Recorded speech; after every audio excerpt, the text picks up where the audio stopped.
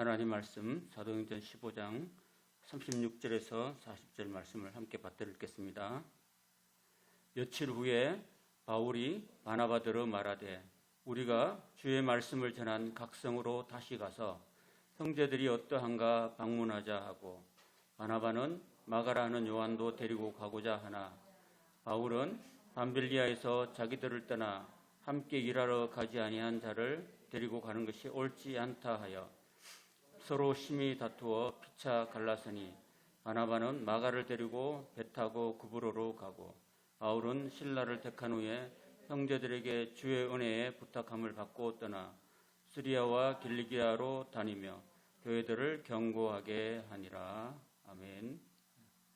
형제들이 어떠한가 방문하자라는 제목으로 하나님 말씀 함께 나누도록 하겠습니다. 오늘 우리가 지금부터 보게 될 것은 사도 바울의 전도 여행 2차를 이야기하고 있습니다. 지난 시간에 우리가 1차 전도 여행을 살펴봤습니다. 2차 전도 여행은 주 49년에서 52년에 걸친 약 3년 정도의 기간이 소요되었습니다. 고린도 교회에서 1년 반 정도를 머물렀다. 그런 내용을 볼 수 있습니다. 그리고 이 2차 전도 여행을 떠나면서 중요한 믿음의 동역자들을 많이 만나는 그런 은혜를 받았습니다. 디모데라든지 누가, 루디아, 아굴라와 브리스길라 부부 이런 분들을 만나가지고 사도 바울이 사역하는데 굉장히 큰 물질적으로나 또 영적으로나 굉장히 큰 도움을 받았던 것을 알 수 있습니다. 1차 전도여행 시리아 안디옥 여기서 출발해서 다시 돌아오기까지는 약 거리로 따지면 약 5,000km 정도 된다고 합니다. 어마어마한 거리를 다녀왔습니다. 자, 2차 전도의 출발 동기가 뭐냐 하면은 15장 36절에 며칠 후에 바울이 바나바더러 말하되 우리가 주의 말씀을 전한 각성으로 다시 가서, 그러니까 지난번에 1차 전도 여행 때 구브로섬이라든지 밤빌리아의 버가, 그리고 비시디아 안디옥, 이고니온, 루스드라, 더베 해가지고 더베에서 다시 왔던 길로 쭉 돌아왔던 그 성으로 다시 가서 우리가 한 번 복음을 전했다고 해서 끝난 게 아니라 그 사람들이 믿음 생활을 잘하고 있는지, 교회는 잘 다니고 있는지 우리가 한번 살펴보자 하는 그런 취지로 떠나게 되었다는 것입니다. 그러니까 뭔가 우리가 복음을 전한 사람들에게 그 사람들이 계속 믿음이 성장할 수 있도록 계속해서 지속적으로 관심을 가지고 돌아봐주고 신방을 하고 말씀으로 계속 권면해야 된다고 말씀드렸죠. 여러분들도 매주일마다 교회 와서 하나님의 말씀 듣는 이유가 우리가 한 번 믿고 끝난 게 아니라 계속해서 우리의 믿음은 자라가고 성장하고 그리스도의 분량까지 완성시켜 나가는 과정이라고 말씀드렸습니다. 그러니까 계속 여러분들이 계속해서 말씀을 듣고 집에 가면 또 말씀을 진짜 그러한가 해가지고 성경을 상고하고 이런 식으로 계속 우리가 말씀을 부여잡고 믿음에서 떠나지 않는 그런 노력들이 필요하다는 거예요. 그래서 시리아와 길리기아로 다니며 교회들을 경고하겠다는 것입니다.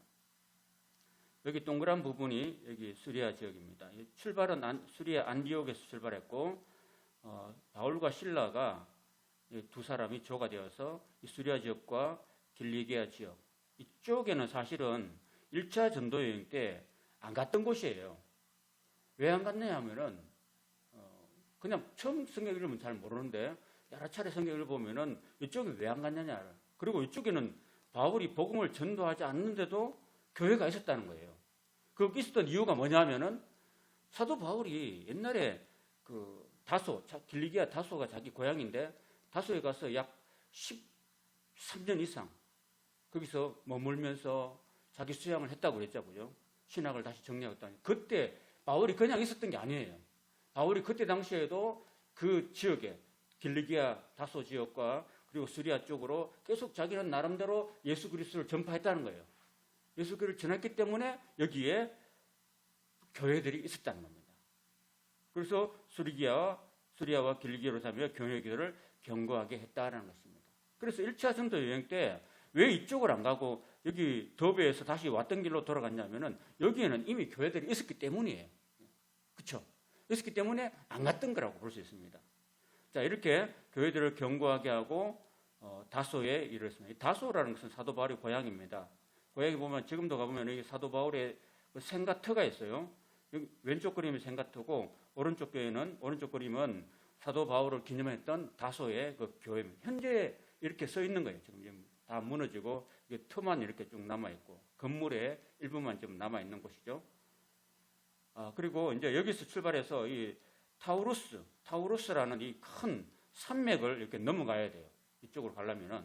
그래서 현재도 가면 이 타우루스 산맥이 있는데 해발 3,750m 정도 된다고 합니다. 그러니까 우리나라의 한라산보다도 한라산이 1,950m, 그러니까 2,900보다 더 높고 한 1,500m, 한라산보다 훨씬 더 높은 그런 산이라고 했습니다. 이 산맥을 험준한 산맥을 넘어가야 돼요. 이쪽으로 넘어가야 돼요. 이쪽에서 이 다소에서 이쪽으로 넘어가는 험준한 이 타우루스 산맥을 넘어서 이제 더베라든지 루스드라, 이고니온, 비스데 안도. 그러니까 이 사도 바울이 1차 전도했던 그 전도 여행지로 넘어가는 데는 그 험산 진력이 있었다는 겁니다.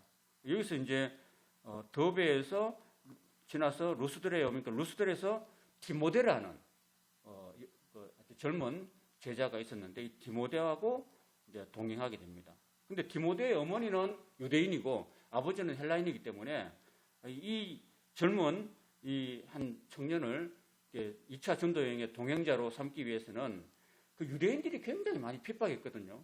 근데 이 디모데를 데려가려면은 할례를 받아야 돼요. 할례를 이제 시키는 거죠. 그래서 할례를 받아야 진정 당신이 유대인이 된다. 그래서 당신이 유대인이 되어야지만이 유대인으로부터 받는 핍박을 덜 받는다 하는 그런 의미에서 할례를 이제 시켜서 이제 데리고 가게 된 겁니다. 디모데라는 제자를 이제 데려가면서 아까 이쪽 지역에 이 더베, 루스드라, 이고니온, 비스디아, 안디오 이쪽에 무슨 말씀을 전했냐면은 1차 그 전도여행 끝나고 난 다음에 안디옥 교회에 그 할례를 받아야지 구원받는다는 그런 그 이상한 구원의 이단이 들어왔잖아요. 그래서 예루살렘에서 총회가 결정한 네 가지 규례를 이쪽 지역에 더베, 루스드라, 이고니온, 안디옥 지역에 사도들이 작정한 규례를 이제 그들에게 주어서 지키게 했다는 겁니다. 그 사도들이 작정한 규례 네 가지 여러분 지난번에 말씀드렸는데 기억나시는가요? 첫 번째는 우상에 더러운 것을 피하라고 그랬죠. 두 번째는 음행을 피하고, 세 번째는 목매어 죽인 것을 피하고, 네 번째는 피를 멀리하라고 했습니다. 이 네 가지를 지키면은 잘 되고 평안하게 될 것이다 이렇게 얘기를 해준 거죠. 이 얘기들을 이제 그들에게 주어서 지키게 했다는 겁니다. 그렇게 한 결과 여러 교회가 믿음이 더 굳건해지고 수가 날마다 늘어가는 그런 은혜가 있었다는 것입니다. 참 바울과 실로와 디모데가 이런 성도들의 믿음이 굳건해지고 그리고 믿는 자의 수가 날마다 더해지니까 참 복음을 전하는 기쁨과 그 보람이 있었던 거죠. 이 복음을 전하는 그 기쁨과 보람이 뭐냐면은 이게 사람들의 믿음이 더 굳건해지고 그리고 그 교회가 점점 부흥해지는 거 이런 것들이 정말 복음을 전하는 사람들에게 큰 기쁨이 되는 거죠. 자, 그래서 그 다음에 이제 지나서 비스디아 안쪽으로 지나서 쭉 이제 가려고 했습니다. 근데 여기 보면은 사도 바울이 쭉 나가면서 처음에 어디로 가냐면은 이 아시아 지역으로, 이 소아시아 지역에 에베소를 중심으로 한 이쪽으로 가고자 했는데 성령이, 예수의 영이 못 가도록 막았던 거예요. 그러니까 여기는 나중에 갈 거라는 메시지를 주신 겁니다. 그걸 못 가고, 그걸 못 가서 위쪽으로 갈라디아 지방과 부르기아 지방을 거쳐서 위쪽 길로 쭉 올라가다가 이 무시아라는 곳에 이르러서 쫙 위쪽 지방에 비두니아라는 지역으로 가려고 애를 썼는데 또 성령이 못 가도록 막으신 거예요. 못 가도록. 그러니까 아래쪽으로도 못 가고 위쪽으로도 못 가고 하니까 그리고 왔던 길로 다시 가기도 그렇고 하니까 계속 앞으로 직진했습니다. 직진해서 이제 여기 드로아라는 곳으로 이제 도착하게 됐습니다. 드로아가 이제 항구인데 이 드로아는 여기가 이 아시아 대륙의 끝이에요. 그리고 이 에게가 있고 이쪽부터는 이제 마게도니아부터는 여기가 그리스지요. 그리스부터는 유럽 지역이 되는 거예요. 유럽 지역 되는데 여기서 이제 바울이 밤에 이제 잠을 자고 이제 꿈을 꾸는데 꿈에 환상 중에 이런 환상을 보게 됩니다. 환상 중에 마게도냐 사람이 있어가지고 마게도로 건너와서 우리를 도와주라 이렇게 하는 그런 환상을 봤던 거예요. 꿈속에서. 그 환상을 보고 난 다음에 바울이 이렇게 결정합니다. 그 환상을 보았을 때 우리가 곧 마게도냐로 떠나기를 힘쓴 이는 하나님이 저 사람들에게 복음을 전하라고 우리를 부르신 줄로 인정했다는 겁니다. 우리가 때로는 우리가 어디로 가야 될지 하고 잘 모를 때 하나님께서는 그때 당시만 해도 환상을 통해서 꿈을 통해서 이렇게 보여주신 거예요. 이쪽으로 보여주신 거예요. 그래서 이제 드로아에서 출발해서 이제 이 에게해를 건넙니다. 이제 이 아시아의 끝에서 이제 유럽을 향해서 이제 배를 타고 건너가게 되는 과정이죠.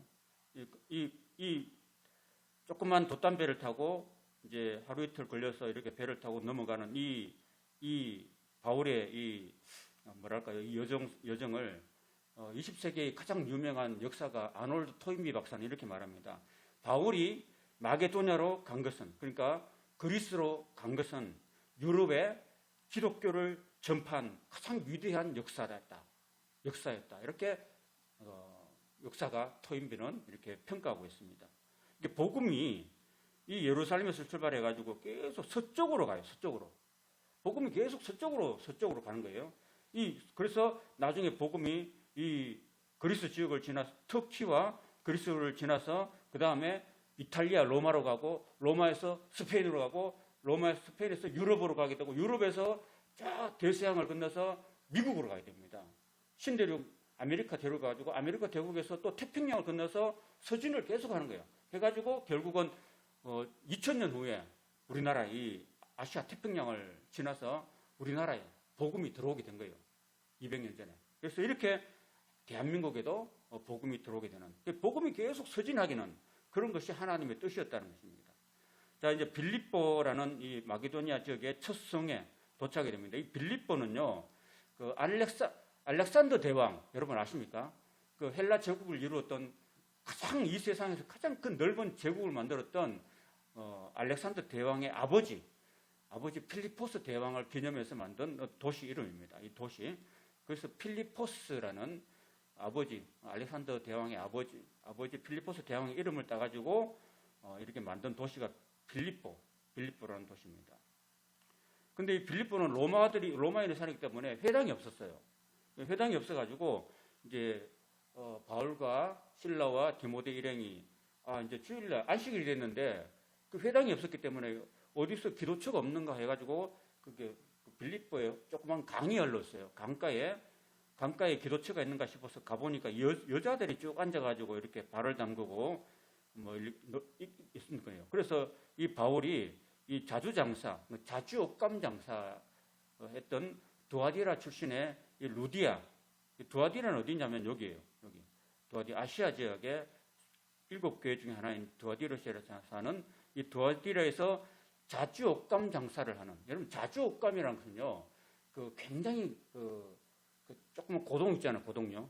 고동을 까가지고 거기 고동을 까면은 자주색이 나와요. 그 자주색 나오는 물 가지고 옷감에다 자주 물감을 들이는 거예요. 그 자주 물감이 굉장히 귀했습니다. 그래서 우리나라에도 그렇고 외국도 그렇고 부유층이나 왕족들이 입는 옷들이 다 자주색이었어요. 그래서 굉장히 고가의 그런 옷감이 되는 거죠. 근데 이 자주 옷감 장사를 하는 이 루디아가 하나님을 섬기는 유대인인데, 경건 유다인인데, 바울이 이 말씀을 전할 때 유독 이 자주장사 루디아의 마음을 열어주신 거예요. 하나님 말씀을 전하는데 마음을 탁 열어주시니까 믿음이 들어온 거죠. 그래서 사도행전 16장 14절에 보면 두아디아실에 있는 자색 옷감 장사로서 하나님을 섬기는 루디아라는 여자가 하나님 말씀을 듣고 있을 때 우리가 하나님 말씀을 들을 필요가 있는 거예요. 들을 때 믿음이 나오는 거거든요. 들을 때 막 졸면서 들면 안 되고 딱 들을 때 집중해서 들을 때 주께서 그 마음을 열었다는 거예요. 아무리 오늘처럼 이렇게 소낙비가 장대비가 막 쏟아져도 이게 장독대 뚜껑 닫고 있으면 아무 소용도 없죠. 비 올 때 장독대 뚜껑을 열어놔야 물이 담기는 거지. 뚜껑 닫고 있으면 아무 소용도 없는데 하나님 말씀 우리에게 전해질 때 우리가 마음의 문을 딱 닫고 있으면은 그 말씀 아무리 들어도 10년 들어도 아무 소용이 없어요. 하나님이 우리 마음을 열어주셔야 되는 거예요. 열어주셨기 때문에 바울의 말을 이해할 수 있고 따를 수가 있게 됐다는 겁니다. 그래서 그 말씀을 받고 그와 그 집이 다 세례를 받고, 아까 세례를 받았던 곳이 바로 거기입니다. 여기 강가에서 지금도 가보면은 빌립보 지역의 성지 순례를 가면은 여기에 바울이 여기 루디아와 그 가족들에게 세례를 베푼 장소가 있습니다. 그래서 세례를 받고 만일 나를 주 믿는 자로 여기거든 내 집에 들어와서 여기서 좀 머무십시오라고 강권하여서 머물게 했다는 겁니다. 자, 이런 일들이 유럽에 처음으로 루디아라는 여성이 이제 복음을 받아들이고 이제 믿는 사람이 됐다는 겁니다. 그래서 여기 보면 이제 빌립보인데 여기가 바로 루디아 기념교회입니다. 루디아 기념교회. 여성 주축이 됐던 빌립보 교회. 나중에 성경에 빌립보서가 있어요. 그 빌립보서가 바로 루디아가 딱 처음 시작했던 교회고, 루디아가 여성들 위주로 이렇게 교회가 주축되었습니다. 그래서 나중에 요디아교와 순두교 이런 여성들이 굉장히 여성들의 파워가 강했던 그런 교회였고, 또 바울을 너무 사랑한 나머지 바울을 그저 두 파가 나눠져, 요디아파, 순두교파가 나눠져 가지고 어떻게 하면 바울을 잘 섬길까 하고 막 서로 막 경쟁하다시피 했던 그런 교회가 되었다는 겁니다. 나중에 빌립보서를 공부할 때 다시 한번 살펴보도록 하겠습니다. 근데 또 하나가 이 빌립보에서 있었던 일이 뭐냐면은 이 빌립보에 저 많은 귀신 들린 한 여종이 있었다는 거예요. 그러니까 우리가 여기 뭐 우리 정순희 성도님 잘 아시겠죠? 여기 보면 제주도에 보면은 저 많은 사람 있죠. 철학관에도 그런 거 하는가요? 철학관에도 점을 칩니까? 그 점하는 귀신이 굉장히 영통했었어요. 영통해가지고 사람들에게 당신은 뭐 했다고 탁탁 짚어주는 거예요. 굉장히 영험한 그런 점쟁이였다는 겁니다. 근데 그 귀신이 들린 거예요. 귀신이 들려가지고 점을 잘 쳐줘가지고 그러니까 너 예비시 대학에 합격할까 못할까 탁탁 집어내는 거예요. 그게 알아내는 거예요. 그런 놀라운 신통한 영역이 있어가지고 막 많은 사람들이 와가지고 이 점하는 여종 때문에 돈을 많이 벌었어요. 그런데 이 점하는 귀신 들린 여종이 너무나 영험하다 보니까 사도 바울이가 그리고 실라와 디모데가 굉장히 영적으로 충만한 사람인 줄 알았거든요. 그래서 그 대반 영적으로는 알아보는 거예요. 영적으로. 무당은 목사를 알아봐요. 진짜 신령한 목사는. 그리고 신령한 목사는 또 무당을 알아봐요. 그래서 이 사람들은, 이 여자가, 이 저만한 귀신 들린 여종이, 이 사람들은 지극히 높은 하나님의 종이다. 종으로서 구원의 길을 너희들에게 전하는 사람이다. 라고 날마다 쫓아다니면서 그걸 이야기하는 거예요. 그래서 사도 바울이 너무 괴로워가지고 이렇게 명령합니다. 예수 그리스도 이름으로 명하노니 더러운 귀신아 그 여자에게서 나오라. 그렇게 명령을 했다는 겁니다. 그 예수 이름으로 명하노니 나오라고 즉시 나오라 하니까 즉시 귀신이 나오게 된다.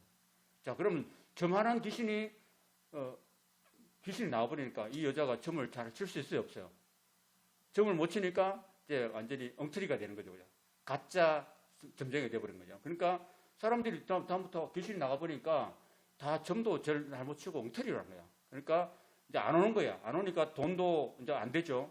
그러니까 여종의 주인들이 있었는데 자기 이익의 소망이 끊어진 걸 보고 이 바울과 실라를 붙잡아가지고 가가지고 막 매로 막 쳤다는 겁니다.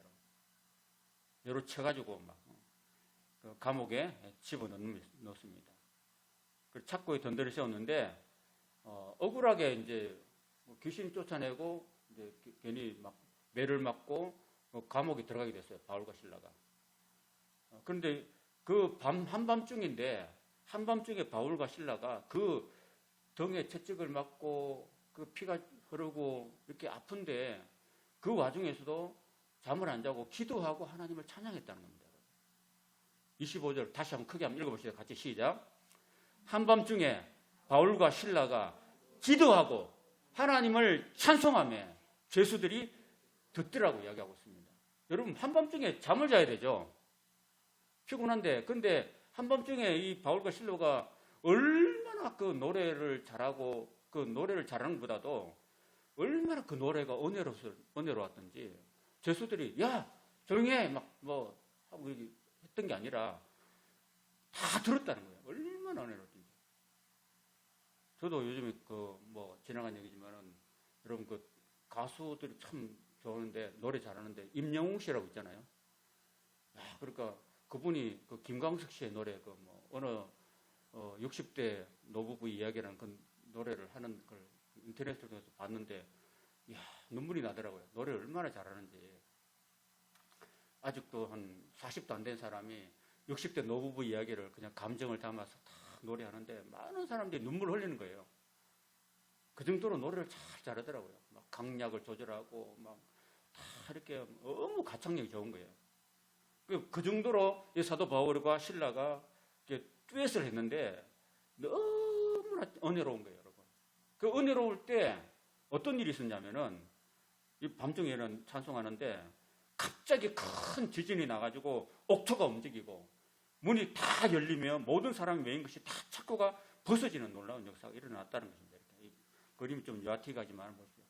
여러분 그러니까 우리가요 힘들고 어렵고 아픈 일이 있어도 우리가 잊지 말아야 될 것은요 하나님께 기도하고 찬송하는 것을 잊지 말아야 된다. 여러분 다윗은요 10년 넘게 사울 왕에게 쫓겨다니면서도 그는 항상 어떻게 그 스트레스를 풀었냐면은 늘 하나님을 찬송했어요. 시를 짓고 하나님을 찬송하면서 기도하면서 그 자신의 모든 그 마음의 괴로움과 그리고 아픔을 풀어냈다는 거예요, 여러분.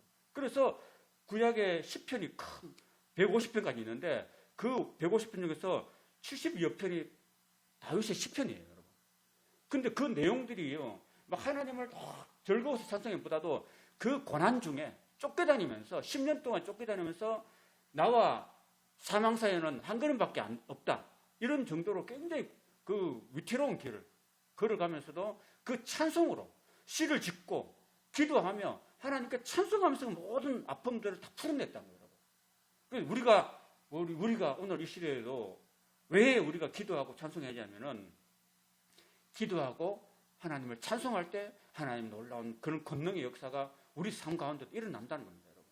그래서 찬송 생활의 능력이라는 그런 책이 있어요. 그 찬송을 우리 힘들 때 기도하고 하나님을 찬송하면요, 우리의 모든 아픔과 어려움과 인간의 힘으로는 해결할 수 없는 그런 역사들이 오늘 우리 가운데 일어난다는 거예요, 여러분. 질병도 고침받고 기적이 나타난다는 거예요, 여러분. 제가 그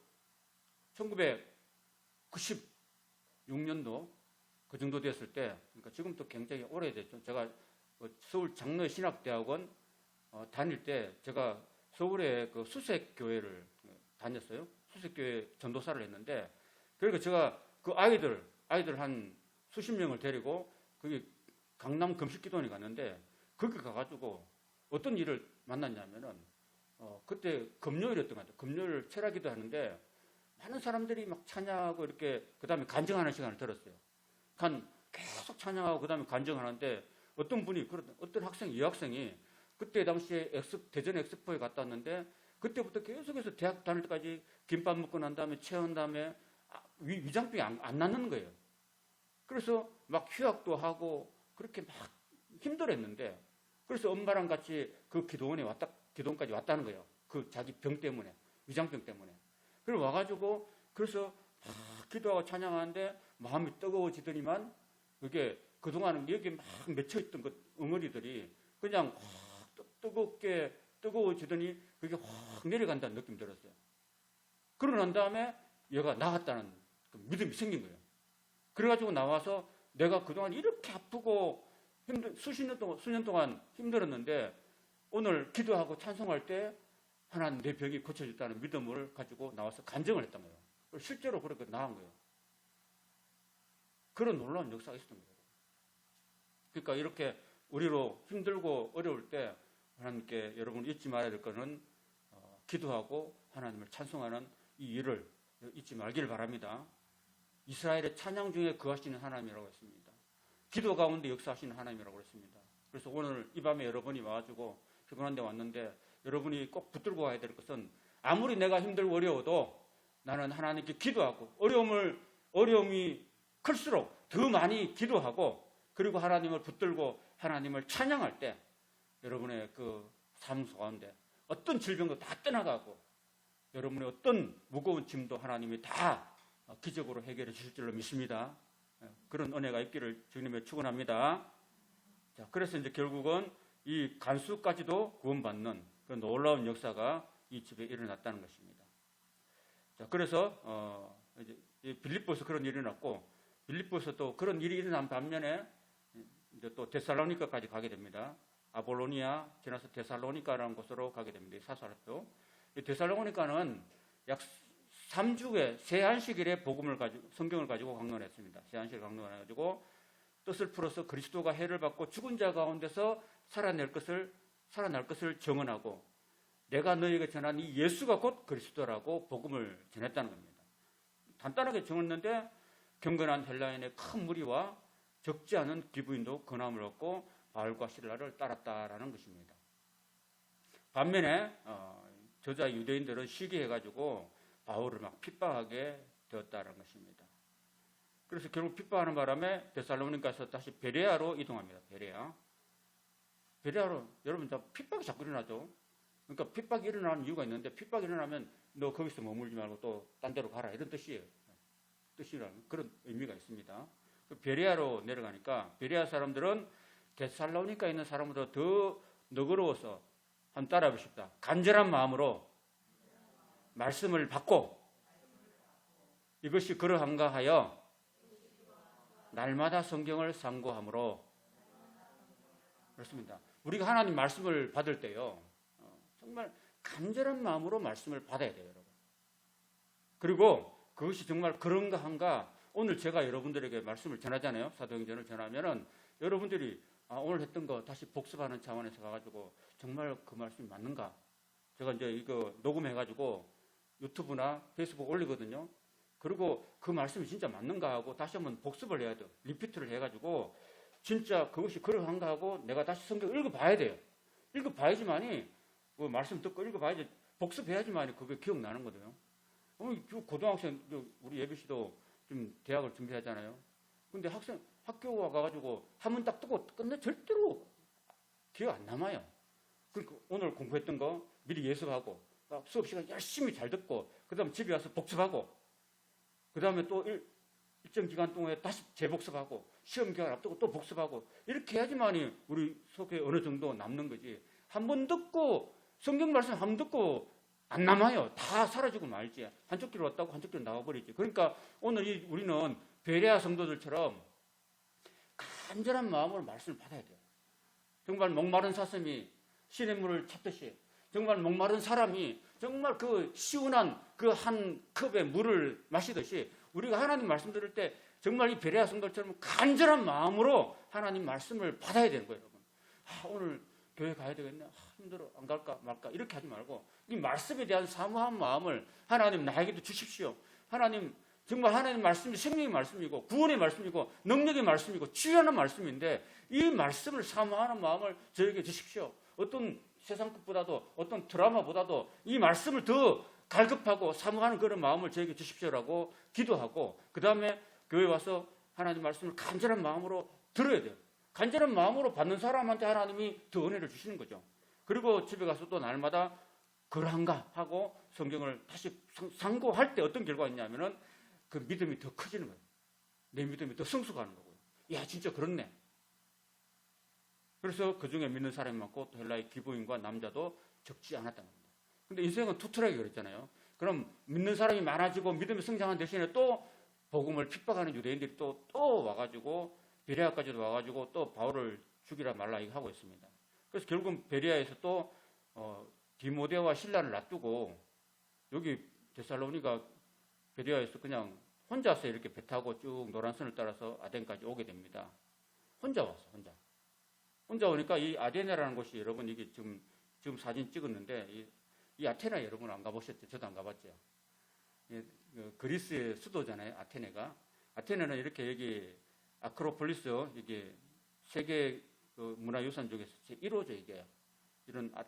이런 신전들이 있고 여기 다 신전들이 이런 것들이 다 신들의 도시 아테네 다 신전이에요. 그 그리스 로마 신화 저 어릴 때 읽어봤는데 굉장히 그 신들이 많아요. 그리스 로마 신들이 많은데 신들 중에 신들이 최고의 신이 뭐예요? 제우스예요. 제우스. 그리스 제우스인데 이 제우스가 많은 부인들이 있었어요. 이 세멜레라, 마이아, 레토, 헤라가 이제 본 정부인이고요. 이 제우스와 헤라 사이에 그리고 이 부인들 사이에 많은 자식들이 태어났어요. 그 디오니슈스라는 술의 신이 있었고 그 다음에 헤르메스 나중에 바울을 가지고 허메라고 합니다. 이거 신의 메신저. 그러니까 여러분 왕의 메신저가 누구예요? 왕의 명령을 전달하는 사람을 도성지라고 그러잖아요. 그 도성지 같은 역할을 한 게 바로 이 헤르메스 신의 메신저고 그 다음에 아폴로라는 태양의 신이 있고 그 다음에 아르테미스라는 여기 에베소에 신전이 제일 큰 신이 있죠. 신상이 있고 이 달의 신이에요. 그 다음에 아테나라는 지혜의 신이 있고 그리고 아레스라는 전쟁의 신이 있고 그 다음에 헤파시스토스라는 불의 신이 있습니다. 이거 말고도 얼마나 많은 신들이 있는지 몰라요. 심지어 아레바고 설교에서 보면은 알지 못하는 신에게라는 신도 있어요. 그러니까 신이 너무 많다 보니까 알지 못하는 신도 있다는 거예요. 그 앞에 가서 알지 못하는 신이시여 나에게 재앙을 내려주지 마십시오. 내게 복을 주십시오라는 그런 신들까지 있었다는 거예요. 정말 이 아테나가 정말 신들이 많은 신들의 도시였다는 것입니다. 그래서 이 신들의 도시에서 이 아레바고 언덕에서 사도 바울이 복음을 전하는 내용이 17장 22절에서 31절에 있는 여러분 가서 읽어보시기 바랍니다. 바울이 아레바고 가운데 서서 말하되 아덴 사람들아 너희를 보니 범사에 종교심이 많도다. 내가 두루 다니며 너희가 위한 것들을 보다가 알지 못하는 신에게라고 새긴 단도 보았는데 너희가 알지 못하고 위하는 그것을 내가 너희한테 알려줄게 라고 이야기합니다. 이런 알지 못하는 신은 그리고 우주와 그 가운데 만물을 지으신 하나님, 그러니까 하나님은 창조주 하나님이라는 이야기를 하고 있습니다. 그 창조주 하나님이 천지의 주제신이 손으로 지은 전에 계시지 않고 또 무엇이 부족한 것처럼 사람의 손으로 섬김을 받으시는 분이 아니다. 이는 만민에게 생명과 호흡과 만물을 친히 주시는 분이시다.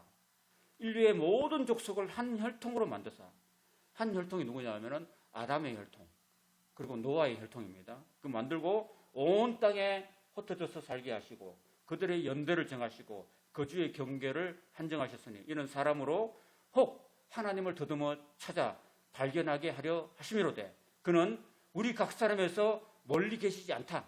하나님은 우리하고 자꾸 말리 장천에 있는 분이 아니라 하나님은 바로 우리 근방에 우리 안에 너희 안에 있다고 지금 사도 바울이 설교하고 있는 거예요. 우리가 그를 힘입어서 살며 기동하며 존재하고 있다. 너희 시인 중에서 어떤 사람들이 말과 같이 우리가 그 신의 소생이라 이렇게 하는 사람도 있는데 정말로 그 신이 바로 하나님이다. 우리가 하나님의 소생이다. 하나님을 금이나 은이나 돌에다가 사람의 기술로 막 이렇게 고안과 새긴 것들로 같이 여길 것이 아니다.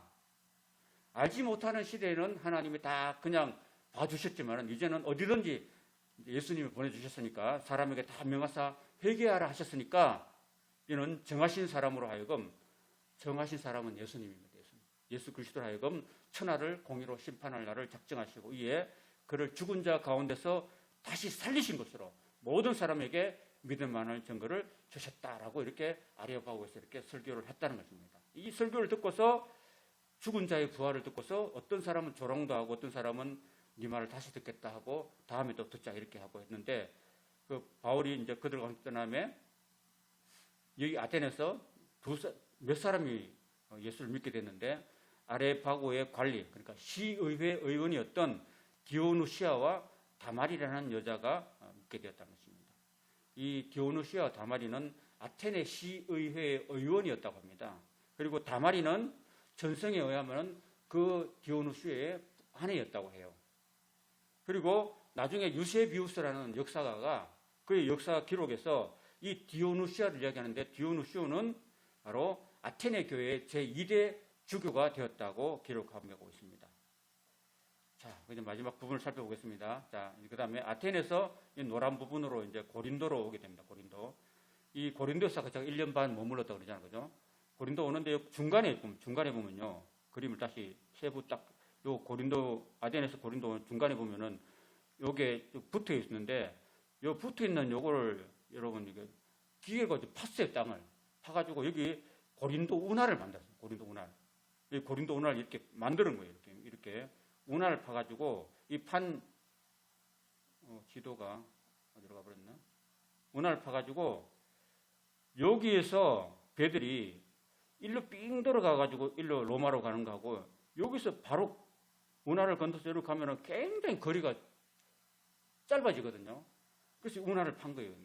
나중에 고린도 운하를 판 겁니다. 이 고린도, 이 고린도가 바로 유명한 장소인데 이 운하도 있고 이 항구가 멋있죠. 고린도 항구 도시입니다. 지금 찍은 거죠. 이건 옛날에 찍은 게 아니고 지금 찍은 항구 도시고요. 그리고 여기 큰 산이 하나 있는데 여기가 바로 아프로디테 신전이 있는 곳입니다. 이 아프로디테는 누구냐면은 여러분 비너스라고 들어봤죠? 사랑의 비너스라는 선전도 있죠. 그 아름다운 신, 사랑의 여신. 사랑의 여신 여기 신전이 여기 꼭대기에 있어요. 이 사랑의 여신 아프로디테 비너스라는 그 신전이 있는데 여기에 신의 아그네스 그게 그 무녀들이 무려 고린도에 1000명이나 있었다고 합니다. 1000명. 이 무녀들이 어떤 역할을 했냐면은 남성들이 고린도에 사는 남성들이 부인이 임신을 했어요. 부인이 임신을 해가지고 이 부부 관계를 못했을 때는 여기 아프로디테 신전에 양 한 마리를 이렇게 잡아가지고 올라가서 신전에 제사를 드리고 난 다음에 그 무녀들하고 하룻밤을 자는 거예요. 그러니까 그 뭐랄까요? 요즘 말하면 공창이라고 할까요?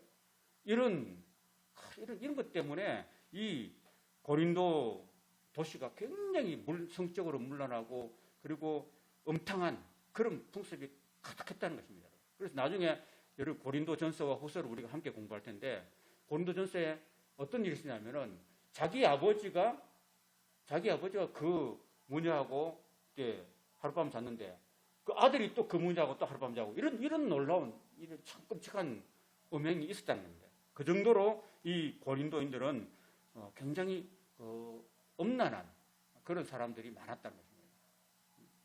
이런 도시에 보냄을 받았다는 것입니다. 자, 그리고 아까 실라와 디모데가 마게도니아로부터 내려와서 바울이 하나님의 말씀에 붙잡히다. 이제 그동안 혼자 있었는데 혼자 있어가지고 정말 이렇게 마음이 좀 힘들었는데 이게 실라와 디모데가 이제 딱 내려오니까 바울이 힘을 얻어가지고 하나님 말씀에 붙잡혀서 유대인들에게 예수는 그리스도라고 아주 분명히 증언했다는 것입니다. 그러니까 그들이 대적하여서 비방했는데 바울이 옷을 털면서 너희 피가 너희 머리로 돌아갈 것이다. 나는 깨끗이 사시라. 이후에는 너희 유대인들이 아니라 이방인들로 갈 것이다 라고 말하고 갔다는 것입니다. 자, 그래서 혼자 그동안 있을 때 바울이 굉장히 두려워하고 말도 못하고 그렇게 했었는데 밤에 주께서 환상 가운데 바울에게 말씀하실 때 두려워하지 말며 그랬습니다. 왜 이 말씀하실까요? 바울이 두려워하니까. 침묵하지 말고 왜 이 말을 했을까요? 바울이 침묵하고 있었으니까. 그리고 말하라고 왜 말했을까요? 바울이 말 안 하고 있었어요. 고린도에 와서. 그러니까 그래서 하나님께서 내가 너와 함께 있겠다. 어떤 사람도 너를 괴롭게 할 자가 없을 것이니 이런 이 성중에 내 백성이 많다 이렇게 말씀하셨던 겁니다. 그래서 그 말씀에 힘을 얻고 1년 6개월을 머물면서 그들 가운데 하나님 말씀을 가르치게 되었다는 것입니다. 그래서 이 고린도 교회가 탄생하는 것입니다. 오늘은 여기까지 이제 하겠습니다. 여기 1년 6개월을 머물면서 이제 이번 돌아오는 주일에는 어디를 가르치냐면은 데살로니가 전서와 후서를 이제 보냅니다. 아까 데살로니가에서 몇 주 동안 있었다고 그랬죠? 세 안식일 동안만 있었다고 그랬잖아요. 그 교회를 걱정해가지고 데살로니가 전서, 후서 그리고 갈라디아서를 기록합니다. 오늘 여기까지 공부하도록 하겠습니다.